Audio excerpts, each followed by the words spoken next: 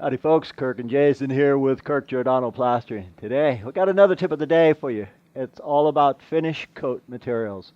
Finish coat materials are something we don't cover too much unless we're doing a color coat maintenance-free finish. What is this? This is a color coat maintenance-free finish that has been painted. So really, it's not maintenance-free anymore because you got to paint it every 10 years because it's been painted. Anyway, you could see a lot of you guys call us and you say, hey, we got stucco coming off, and this the homeowner took off by himself. And what he did was he spent forever, and he used a chisel and he used a lot of tools. So he took all this off here, then he pressure washed it, and he called us and he says, well, Kirk, how come this happened? Actually, this is Jay's job. I'm just helping him. And he said, Jay, how come this happened? And Jay told him. He said, well, what you have here is a color coat. A color coat generally you can put on, and I'm using, by the way, I'm using 1620. That's a heavy sand. But with a color coat finish, this is color coat finish material. You put it on 1/8 of an inch thick. Okay, so you're going like this. You put it on 1/8 of an inch thick when you're really doing a color coat. But the guys who did the finish here, they put it on. I want to make a point here. Now you see that? They put it on at least 1/4 inch. In some places they put it on 1/2 inch thick. Can you do that? It depends. You can in some instances, but not every instance. Say for example, later on today we're going to go to another job and I'm going to show you another circumstance of what this finish can do. You'll be surprised what this finish can do. Anyway, for the sake of moving on, I'm going to go ahead and finish this up. But what I'm going to do is I'm going to go as thick as they did because I have to bring it out that thick. That means I'm going to do what we're not supposed to do, and in order to match what they did, I have to do that. So I'm going to put it on instead of an 1/8 inch thick. Generally, again, what we're doing is we let the wall dictate how thick we put it. We put it on like that. That's how we do color coats, guys. We don't look. We just let the trowel hit it, and whatever comes out, that's the depth it is. But for the sake of matching theirs and bringing back what he has, I'm going to go a little bit thick. I'm going to go thicker than what a color coat generally is supposed to be. Okay, so, all right. Now that I got that out the way, I'm going to be like browning. And you guys say, well, what's a brown? It's not the color brown. It's just when you put on a base coat, you go really thick, and it's called brown coating. So, and we got a whole bunch of these all over the place. And again, getting back to where I started a second ago before I jumped off on a couple other topics, why did it fail in the first place? Because the wall was dusty. You can put it this thick, but what will happen is it'll spider crack. And you say, what's that? That means you put a color finish on so thick that it spider cracks. When it dries, it just spider cracks in every direction. Kind of like when you drop an egg, it'll spider crack in a whole bunch of different directions. So, that being said, if it's going to spider crack, why am I doing this? It gets complicated here. I don't know how many of you folks can comprehend this. This is Weld Crete. See this blue stuff? This is a bonding agent. Weld Crete makes a bonding agent where when you put it on there, it's designed for concrete to concrete. It's designed for, say, 4 inches of concrete to adhere to 4 more inches of concrete. And that concrete had better be dust-free, too. Otherwise, it won't work either. So, one of the things about color coding, and I've mentioned this, and I've actually done videos on this, is that when you're applying a maintenance-free finish over a painted finish, you dilute. Don't you guys do this? You dilute the Weld Crete. Weld Crete specifically says do not dilute because their product isn't really to do color coats. It's too strong. It has too much emulsifiers. And that bonding agent will just suck the moisture right out of the finish coat. And this is a finish coat. So you see how long this has taken me already just to get it kind of full. And I'll use, for this right here, I'll use another bucket and a half. That's how full this is. Generally, if I was going with just a regular color coat, I would be half a bucket for all of this. But again, I've got to match the depth of what the last fella did. And okay, again, what the guy did was he had a crew, more than likely, and the crew didn't apply the bonding agent well. And I know, I've had 15 guys, and sometimes you can't watch everybody. And so I prefer, when I'm doing color coat finishes, I prefer to use the Weld Crete, because Weld Crete has been around for 50, 60, 70 years. It's tried, it's tested, and besides that, it's sold at all of the plastering material yards for well over 50 years. I've been doing this close to 40, and it's always been sold. It has, again, the most emulsifiers so that concrete to concrete adheres well. But if you do a color coat and you do it this thick, two things. It'll spider check, because when it dries, this bonding agent is so strong, it will suck the moisture right out. And you'll see soon what we're going to do is I got to go around this whole house and do a lot of areas like this. Bottom line is, guys, when you're doing a color coat, you want to skim that wall tight like this.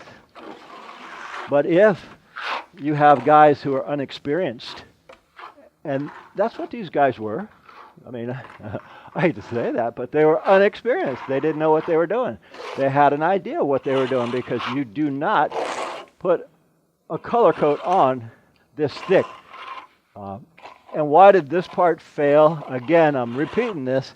It failed because the wall was either dusty or they didn't have the bonding agent. And bonding agents, this is where it gets kind of complicated. They come in all colors. Quikrete makes a good one, sold at Home Depot, Lowe's. It's white. And it's a good quality bonding agent, because Quikrete wrote the book on cementitious products. However, it's white. I like this Weld Crete because it's blue, and you can see, like if I have 5 guys helping me do a job, I can see where we missed a spot. So, I'm moving on now. I prefer the Weld Crete because it's tinted, and not only is it tinted, it is a very, very strong bonding agent. And Jay mixed this color coat up. Generally, we're not putting color coat on this thick here, but because he understands the depth we got to go to, he mixed it really heavy here. So what I'm prepared to do is I'm going to finish this wall here, and I got to let this set. And when it sets in about, it's really cold right now. There's no sun on here. And if I don't want to get too far ahead of myself.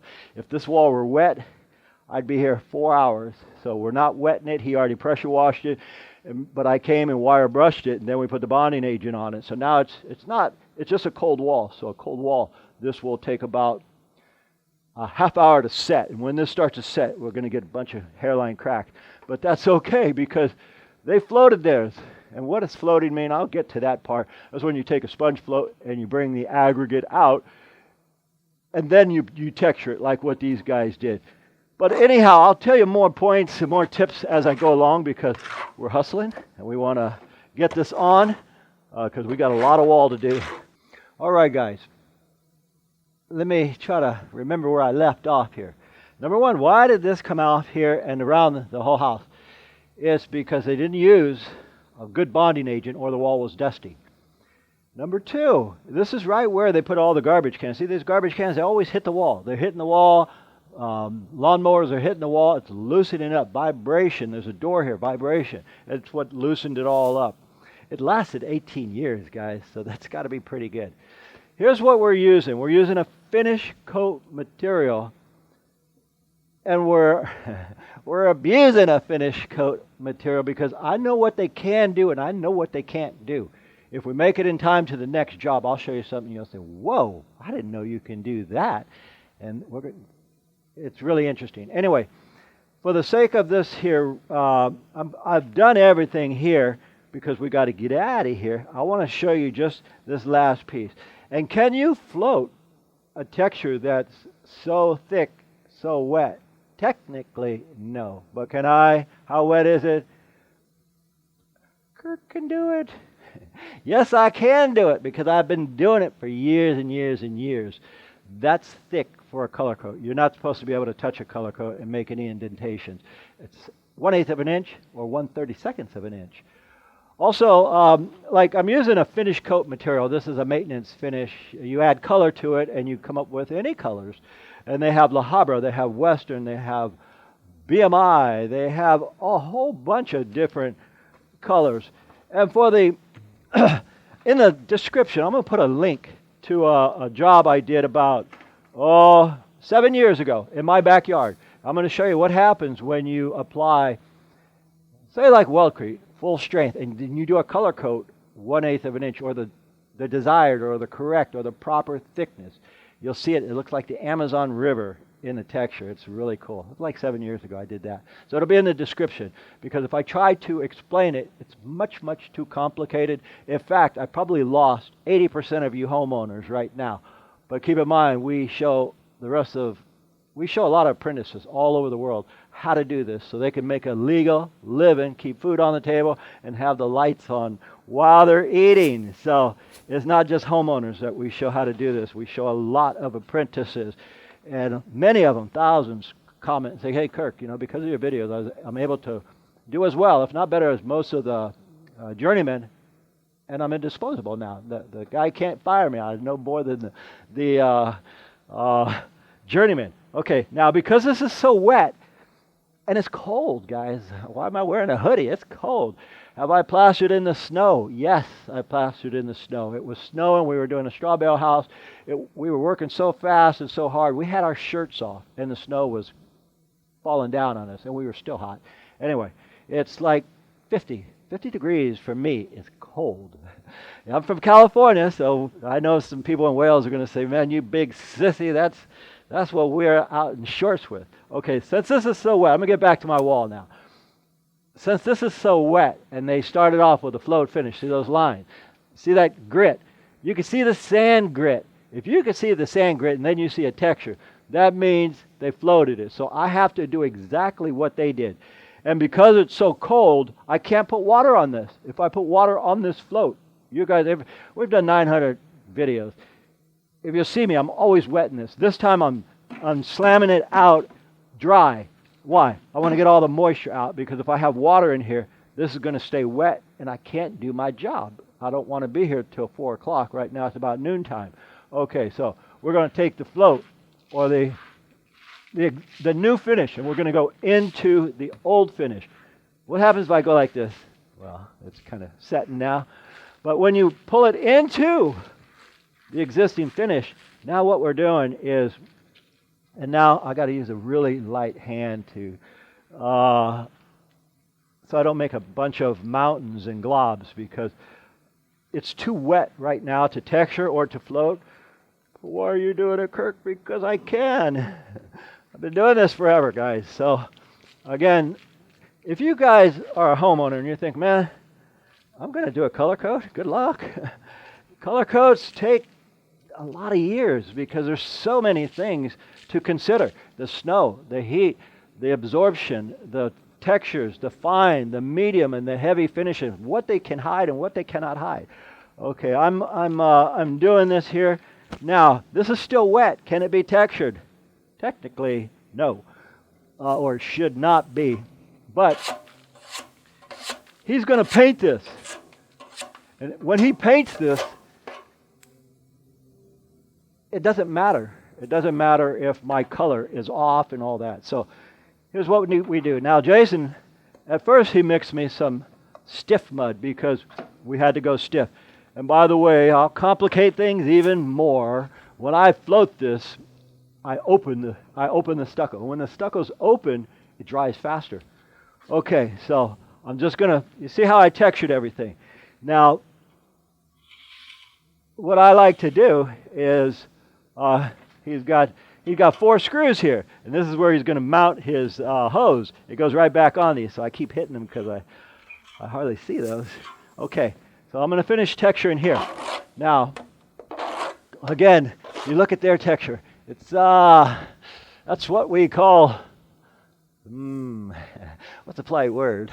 That's what we call the pancake blob job. I can match a pancake blob job. Right here, they're going up. Right here, they're just blobbing, and sometimes they're pulling across. This guy had about a year or 2 in. But anyway, here's how you do it. Light hand, guys. Very light hand. I'm going to let the wall is taking the texture off the trowel. I am not doing this, guys. The wall is pulling the texture off. See? The wall is pulling it off. All I'm doing is putting the right amount on. I put it on and let the wall take it off. Okay, I'll quit messing around and look and see what the heck I'm doing. All right, now, those areas I missed, I'm just going to fill them back in right now. The idea is, with any job, guys, any job, the transition, the tie-in, where it blends in, that is the absolute most important thing. If you can't do a transition well, you're not going to get paid, and you're not going to do your job well. So keep that in mind, guys. That's the most important thing to do, the transition. Now, right here, where I was playing around, not looking. Oops. Okay. I'm going to add some here, add some here. And I got to look at theirs. There's this kind of blobby. They're even missing a big piece here. You know, I don't want to say, well, gee, I'm going to miss a whole bunch of pieces just because they did. But I want to get as close to theirs as possible. So where the transition, I was just taking that trowel, not looking. I'm going to fix that because this is, it's a complicated thing. When you're going over a wet finish with a skip trowel, you got to just lightly touch it, guys. Super light. And I mean, again, there's so many different things with a color coat. I advise you guys, you can do a lot of stuff we do, especially lathing. And anybody can learn to lath, but particular color finishes, they're too difficult. And I'll leave you guys with this one thing. I know I've said this before in a video. We had a fireman. He said, hey, Kirk, how can I save some money? I said, stand and watch us and don't help. He was like, no, I want to help. So he put the Weld Crete on. And he put it on. It looked this color. I said, dude, we got there. I had like 7 guys. I said, man, you screwed it up. And he says, what'd I do wrong? I said, you put it on too thick. And he says, well, I thought thicker was better. I said, nah, no, we're not talking in those kind of situations. When I do the color coat, it's going to spider check now. And I got all my guys here. I can do nothing for you to help you. You offered. I said, no. You demanded to help. I said to do the Weld Crete. Actually, he said he wanted to do the Weld Crete. So he did it. And he put it on so thick that I told him, go get a blow dryer. And we showed him a little spot. I said, take it or leave it, man. That's what you get for demanding to do the Weld Crete. If you don't know what you're doing, don't do it. So hire somebody like us or any plastering contractor. And I'll leave it too with this. We're going to go to do another video in a minute on this same video. But I'll leave you guys with this. You can do a lot of things. But this has so many intricate things for a color coat that it's best to hire somebody. And if you get 50 contractors, 40 of them know as much as I do. The other 10, they don't know what they're doing. That's just the rules of the game. Anyway, I would say my name is Kirk, and we thank you for watching, and we'll see you on the next one. But we're going to another job. Okay, guys, we're on that second job I was telling you about. I'll bet most of you didn't know this. Okay, Andy's using the exact same material, the heavy sand finish. That's 1620, the aggregate.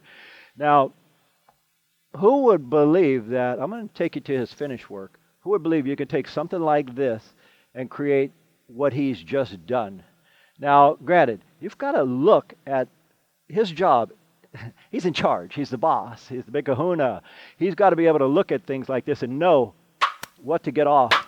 Like, what we did a minute ago, sure, that's common sense, but what we're doing here, sometimes you got to take your trowel. And remember, a trowel is a trowel. It's not a hammer. Don't jack up your blade. I had to put my trowel away. I thought, man, I'm not going to mess up my trowel. And use the heel.